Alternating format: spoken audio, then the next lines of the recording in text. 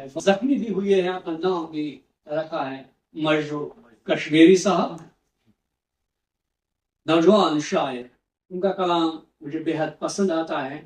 شاداب شفیع صاحب فکری طور پر انقلابی ذہن کے مالک ہیں, انقلابی فکر کے مالک ہیں.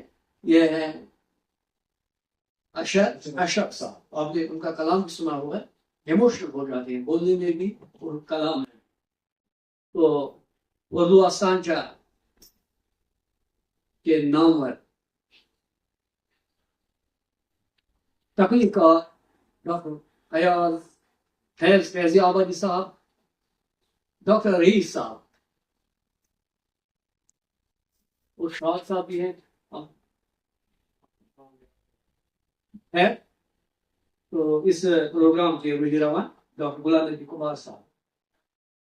کتابوں کی رسم و رنگوائی ہوئی اس حوالے سے, اس تعلق سے جو اپنے ذہن میں روشن کتاب رکھتا ہے, جو اپنے ذہن میں روشن کتاب رکھتا ہے,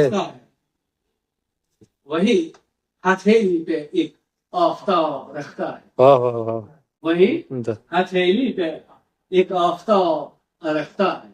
مبارکباد پیش کرتا ہوں سبھی. ایک بات میں پہلے ضمن کہنا چاہوں گا, وہ یہ کہ ایک کتاب کی رسم رونمائی لٹریری بیٹس کی بھی ہونے والی تھی, لیکن جنہوں نے یہ کتاب لکھی ہے ڈاکٹر بشار خان میڈیکل پیشے سے وابستہ ہے, تو اسی تعلق سے ان کو ایک مریض کے ساتھ, پیشنٹ کے ساتھ دہلی جانا پڑا, اس لیے وہ حاضر نہیں ہو سکے. لیکن پھر بھی بہت اچھا مضمون لکھا تھا, تبصرہ لکھا تھا ڈاکٹر الطاف صاحب نے, تو ان کا شکریہ. اس کے باوجود بھی یہاں پر تشریف آور ہوئے.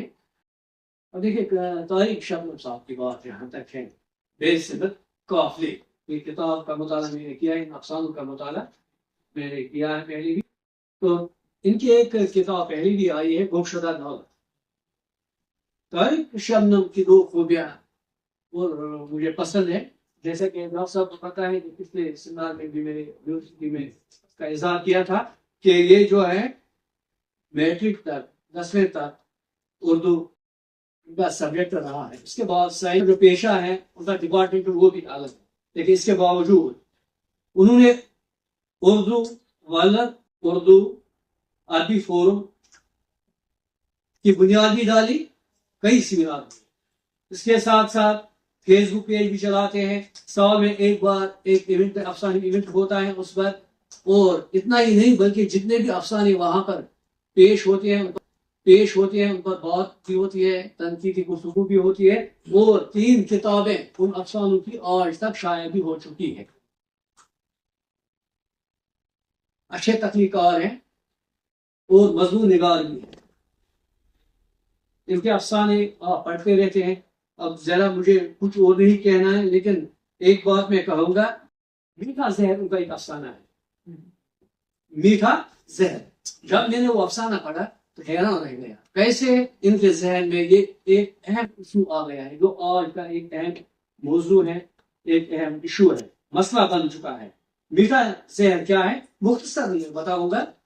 اس میں یہ موضوع بنایا گیا ہے, جو آج ہم فروٹس کھاتے ہیں, پھل کھاتے ہیں نا, تو ان میں کہا جاتا ہے کہ کچھ فروٹس ایسے ہیں جن کو انجیکشن لگایا جاتا ہے, اور کچھ رنگ دوا چھپایا گیا, اور کیمیکلز کا جو استعمال ہوتا ہے, جو سوسائٹی کا ایک بگ ایشو بن چکا ہے, کیونکہ کئی لوگ اس کی وجہ سے مر بھی چکے ہیں, کئی بچے جو ہیں تو بیمار بھی ہو چکے. تو یہ مسئلہ, یہ افسانہ مجھے بے حد پسند آیا, کیونکہ تخلیقات جو ہوتا ہے اس کی نظر, اس کا ذہن بیدار ہونا چاہیے. تو یہ افسانہ آپ ضرور پڑھیے گا. شکور بھنگی ایک اور افسانہ ان کا ہے, اس میں اسی کے نام ہے شکور بھنگی. آپ دیکھیے. ہاں, تو ہم کہتے ہیں نا کہ اصل میں ناظم صاحب نے بھی اس کی طرف اشارہ کیا, اصل میں خدا تعالیٰ دلوں کو دیکھتا ہے نا, کیونکہ حکم بھی ہے انما الاعمال ہے نا. تو شکور بھنگی ایک مل میں کام کرتا ہے, ایک مزدور ہے, چرسی ہے, بھنگ پیتا ہے. تو مل کا مالک جو ہے وہ قرآن اندازی کے ذریعے یہ پلان بناتا ہے کہ جس کا نام اس میں آئے گا اس کو میں اپنے خرچ پر بھیجوں گا. 3 مرتبہ وہاں پر شکر بنگی کا نام آتا ہے. تو وہاں ایک مولوی صاحب بھی ہوتے ہیں, اعتراف کرتے ہیں یہ کیسے جائے, کیوں جائے. آخر کار پھر وہی مسئلہ پیش آتا ہے, تو پھر شکر بنگی کا نام اس کو حج پر بھیج دیا جاتا ہے. لیکن میرے کا والد جو ہے اس کے ذہن میں یہ بات کھٹکتی ہے کہ شکر بنگی کا نام کیوں اس میں آ گیا. تو اس نے شرط رکھی کہ 6 ماہ کی شرط میں مجھے ایڈوانس ملے تاکہ وہ 6 وہ تو مجھے ساری کہانی نہیں اس میں پیش کرنی ہے, میں تھوڑا یہ اس کا جو ہے نا کریکس ہے. ہاں ٹھیک. تو بعد میں جب یہ ان کی بیوی سے اس بارے میں پوچھتا ہے, کہتی ہے کہ یہاں پر ایک جو بیوہ ہے, پہلے گھروں میں کام کرتی تھی, لیکن لوگوں کی نظریں کیسی گیا تھی, تو پھر وہ تنگ آ کر گھر میں ہی بیٹھ گئی. اس کے بچے جو ہیں اب دانے کے لیے ترس لینے, لیکن یہ ہر روز اس کی مدد کیا کرتا تھا. وہاں جا کر بہن سمجھ کر مزید ایک نیک کام کرتا تھا. تو سمجھ آ گیا کہ خدا تعالیٰ کیا. یہ افسانہ انہوں نے بہت اچھے طریقے سے, تو اسی افسانے پر مجھے یاد آیا دیپک کنول کا ایک اور افسانہ, لیکن وہ موضوع دوسرا ہے, گلا چرسی ہے نا, شاید داس صاحب نے پڑھا ہوگا. تو لیکن وہ دوسرے اس میں ایک مرغا ہوتا ہے, جب وہ صبح بانگ دیتا ہے نا تو گل چرسی کہتا ہے یہ مسلمان. ایک دن مرغا جب کھیتا ہے تو پنڈت کہتا ہے آپ یہ ہندو ہے. گل چرسی کہتا ہے بھائی آج میں مسلمان سمجھتا رہا, یہ کیسے ہندو بن گیا. سوشل ایشو پر ایک اس طرح سے تو مبارکباد پیش کرتا ہوں تاریخ شبنم صاحب کو اس دوسری کتاب کے لیے, اور والد کو بھی, اور یہ جو ہے جین ڈے پبلیکیشن کو یہ پروگرام انہوں نے کی ہے. اس کے بعد آپ دوسری کتاب پر آئیں گے, یہ ہے تصوف پر برگے زری سنری اوراق ہے نا. نام تو میرے خیال سے ٹھیک ہے نا, کیونکہ میں بتاؤں گا کیوں.